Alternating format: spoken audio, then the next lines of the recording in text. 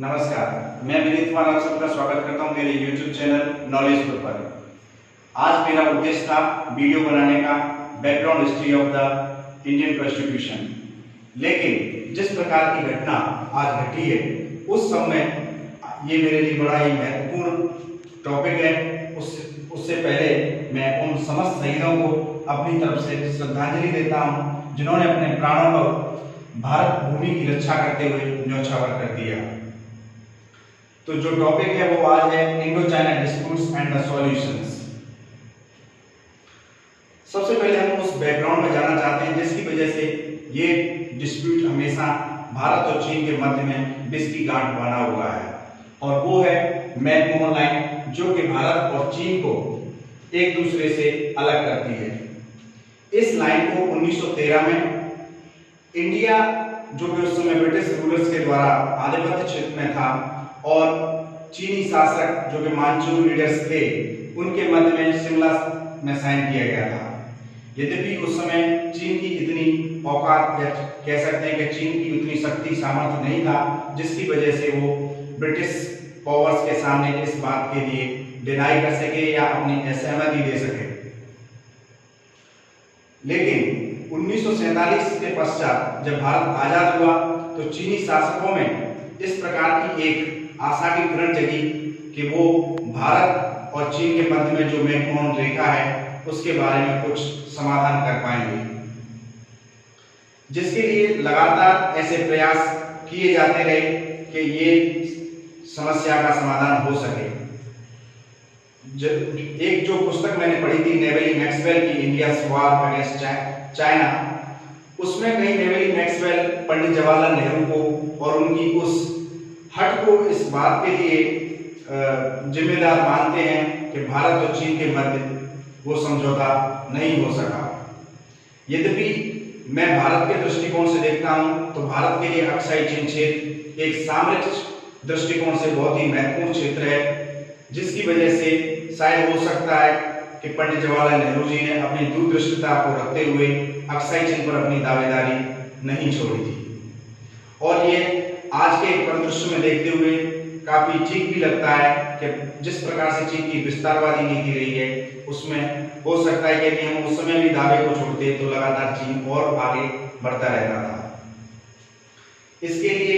उस समय के तत्कालीन पंडित जवाहरलाल नेहरू जी ने बांडुंग सम्मेलन और उसके पश्चात पंचशील सिद्धांतों के ऊपर बहुत जोर दिया, और उसमें एक आशा की किरण भी दिखाई दी, क्योंकि पंचशील सिद्धांत में जहाँ क्षेत्रीय अखंडता और के ऊपर अतिक्रमण ना करने या आक्रमण ना करने, और साथ ही एक दूसरे के आंतरिक मामलों में हस्तक्षेप ना करने की बात कही गई थी। लेकिन जिस प्रकार से 1959 में पंडित जवाहरलाल नेहरू के द्वारा दलाई लामा जी का स्वागत किया गया, उसके पश्चात 1962 में चीनी सेना ने भारत पर आक्रमण कर दिया, जो भारत और चीन के मध्य की जो मैत्री संबंध थे उन सब के लिए एक विश्वासघात के रूप में उभर कर सामने आया। और 1962 में अपनी तरफ से ही आक्रमण करने के पश्चात, अपने सामरिक और राजनीतिक उद्देश्यों को पूरा करने के पश्चात, चीन ने अपनी तरफ से इसको युद्ध विराम घोषित कर दिया। उसके बाद लगातार इंडिया और चाइना के मध्य में जिस प्रकार से पाकिस्तान ने दखलंदाजी दी, और पाकिस्तान के उस समय के विदेश मंत्री भुट्टो ने जिस प्रकार से पीकिंग, जकार्ता और पिंडी की एक जो धुरी खड़ी की, जो कि अपने आप में इंडिया को घेरने की तरकीब थी, और वह लगातार इस चीज में सफल भी रहे, क्योंकि पाकिस्तान ने अक्साई चीन क्षेत्र में चीन को एक बहुत बड़ा भूभाग दान के रूप में या उपहार स्वरूप उनको प्रदान कर दिया। वर्तमान समय में भी कई ऐसे डिस्प्यूट्स हैं जो लगातार इंडिया और चाइना के मध्य में बने हुए हैं। इनमें सबसे पहले बात आती है स्ट्रिंग ऑफ पर्ल्स की। स्ट्रिंग ऑफ पर्ल्स चीन की वह पॉलिसी है जिसके द्वारा वो भारत को इंडियन ओशियन रीजन में लगातार घेरने के लिए कोशिश कर रहा है, और उसने ऐसे इंफ्रास्ट्रक्चर डेवलप किए हैं जिसकी वजह से कभी भी भविष्य में इस प्रकार की कोई बात बनती है, जहां पर युद्ध की बात बनती है, तो वो चारों तरफ से भारत को घेर सके। इसमें हम कुछ जैसे चित्तगोंग, सितवे, हम्बनटोटा जो कि श्रीलंका में है, ग्वादर पाकिस्तान में है, ये सब चाइनीज के द्वारा जानबूझकर एक सोची समझी चाल के तहत ऐसे क्षेत्र बनाए गए हैं जहां पर वह इंडियन ओशन रीजन में अपने विशालकाय पोतों को रख सके और भारत के खिलाफ कभी भी जंग की हालात में इनका उपयोग कर सके। दूसरी बात आती है एनएसडी की। न्यूक्लियर सप्लाई ग्रुप में लगातार चीन के अड़ियल रवैये की वजह से भारत को इसकी सदस्यता में हमेशा अवरोधक बना रहा है। तीसरी बात आती है यूएन सिक्योरिटी काउंसिल की। यूएन सिक्योरिटी काउंसिल में भारत अपने आप को एशिया की तरफ से और कह सकते हैं एक सबसे बड़े डेमोक्रेसी के रूप में विश्व में परमानेंट सीट प्राप्त करने के लिए लगातार प्रयासरत है। लेकिन चीन के अड़ियल रवैये और उसके साथ साथ हमारे विरोधी खेमे को लगातार उसके समर्थन की वजह से यूएन सिक्योरिटी काउंसिल में भारत को परमानेंट सीट मिलने में समस्या रही है। दूसरा इसमें एक और पहलू है कि लगातार भारत की कश्मीर मुद्दे रहे हों या आतंकवादी मुद्दे रहे हों, जहां पर जैसे कि जैसे मोहम्मद के लिए भारत के प्रयास थे, उस समय चीन ने अपने अड़ियल रवैये को दिखाया है और भारत के लिए अवरोधक पैदा किए हैं। फिर बात आती है कि भारत और चीन के मध्य में लगातार मैत्री संबंधों में बात होती रही है, लेकिन ब्रह्मपुत्र रिवर के ऊपर जिस प्रकार से चीन ने जंगामू डैम बनाया जा रहा है, उसकी वजह से भारत ही नहीं, भारत से बहती हुई ब्रह्मपुत्र जब बांग्लादेश में भी जाती है तो उसके पानी के प्रभाव क्षेत्र पर भी प्रभाव पड़ता है और उनके पानी के उपयोग पर भी प्रभाव पड़ता है। इस समय एक और बात आती है कि जहां पर वुहान समिट और ममालपुर समिट में जिस प्रकार से हम कोऑपरेशन दिखा रहे हैं, उसका एक कारण यह भी रहा है कि भारत हमेशा इस डिस्प्यूट्स को दो तरीके से देखता है। जहां बॉर्डर डिस्प्यूट्स हैं तो वहीं हम व्यापारिक भागीदार भी हैं। तो इस वजह से इस नजरिए में हमारी प्रयास रहे हैं कि लगातार हम चीन के साथ अपने मैत्री संबंध बनाए रखें।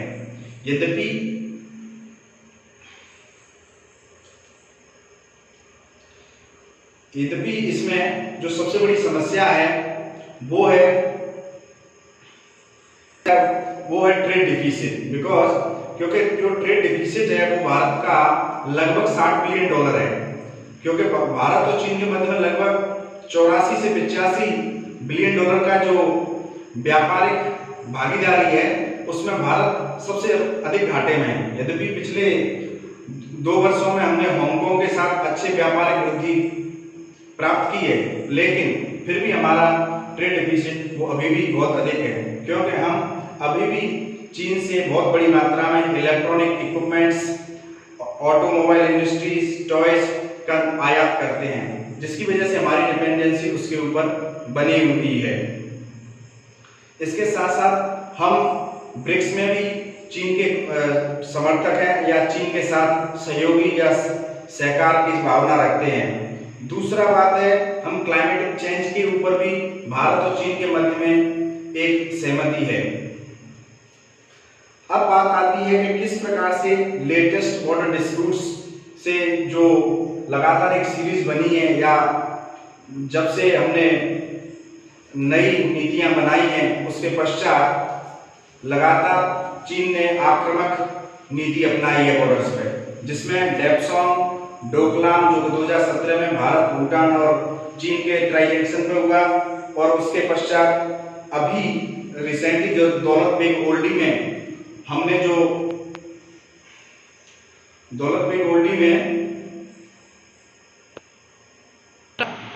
जब से हमने दौलत बेग ओल्डी में जो डार्बुक स्टॉक रोड खोला है उसके पश्चात लगातार चीन ने ईस्टर्न लद्दाख सेक्टर में अपनी आक्रामक नीति से भारत को दबाने की कोशिश की है, और साथ साथ जब से हमने लद्दाख और जम्मू एंड कश्मीर क्षेत्र को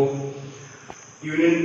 टेरिटरी घोषित किया है उसके पश्चात लगातार चीन स्टेटस क्यू को चेंज करने की स्थिति में नजर आ रहा है। आप देख सकते हैं जो लगातार इंडियन और चाइनीज आर्मीज के मध्य में जो स्कफल की सूचनाएं बराबर आती रही हैं, जो रिसेंटली पैंगोंग सो, गालवान वैली और हॉट स्प्रिंग एरिया में जिस प्रकार की घटनाएं घटी हैं और उसके पश्चात हमारे वीर शहीदों को जिस प्रकार से चाइनीज आर्मी के द्वारा उनके प्रति ब्रूटलिटीज की गई और उनको शहीद कर दिया, उस सब से यह बात सामने आई है कि अब समय आ गया है जब भारत को इस सब के मध्य सॉल्यूशन ढूंढने के लिए लगातार 2 फेजों पर या 2 फ्रंटों पर काम करना होगा। तो सबसे पहले हमें बॉर्डर डिस्प्यूट्स को सुधारने के लिए अपनी सैन्य सेवाओं को और सेना को बहुत ही मजबूत ढंग से तैयार करना होगा, जिससे कि हम लगातार 2 फ्रंटों पर काम कर सकें। First thing. सेकेंड थिंग, हमें अपने जो नेबरिंग कंट्रीज हैं, नेपाल, श्रीलंका, बांग्लादेश के साथ अपने संबंधों को सुधारना होगा और उनके साथ इस प्रकार का सहयोग रखना होगा जिससे कि वो चीन के पहलू में ना जा सकें, क्योंकि वर्तमान में जो स्थिति बन के आई है वहां पर चीन के साथ साथ नेपाल के साथ भी हमारे कॉन्फ्रंटेशन की बातें बढ़ी हैं। तीसरा है जो सबसे मुख्य पहलू है वो है ट्रेड। ट्रेड के लिए हमें सबसे पहले आत्मनिर्भर बनना होगा, हमें अपने राष्ट्र में ही उत्पादन को बढ़ाना होगा। यद्यपि सरकार की तरफ से उत्पादन को बढ़ाने की और वोकल फॉर लोकल की बात चली है, लेकिन इसमें सबसे जो पहलू उभर कर आता है वो उन समस्त भारतीयों का है जिनको चीन के माल को बहिष्कार करना के साथ साथ हमें चाहे भले ही 1 रुपया अधिक देना पड़े, लेकिन हमें स्वदेशी चीजें ही खरीदनी होंगी। ऐसा नहीं है कि सब चीजें चीन से ही उपलब्ध होती हैं। जो चीजें चीन बनाता है वो अन्य राष्ट्र भी बनाते हैं, लेकिन हमें अपने राष्ट्रीय हितों को ध्यान में रखते हुए एक बार को महंगी चीज को खरीदते हुए चीन को पीछे छोड़ने के लिए अपने आत्मनिर्भर अभियान को और मजबूती देनी होगी, जिससे कि हम एक लंबे समय के लिए नई आर्थिक नीति के साथ एक आर्थिक महाशक्ति के रूप में उभरें, जिससे लगातार